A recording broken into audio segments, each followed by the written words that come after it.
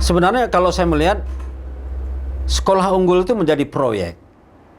Jadi proyek juga bagi mereka. Jadi kalau ada sekolah unggul maka semuanya ditumpahkan ke situ. Jadi tidak adil lagi.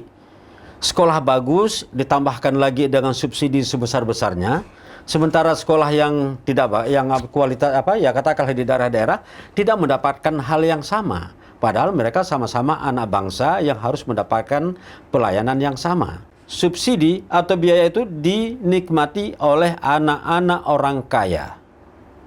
Sudah kaya, bertambah enak lagi karena memang mendapatkan suntikan dana yang jauh lebih besar dari sekolah-sekolah anak-anak miskin yang ada di daerah-daerah yang malah mereka berjalan kaki ke sekolah. Kalau ini malah diantar dengan mobil ke sekolah dan diberikan tempat tinggal.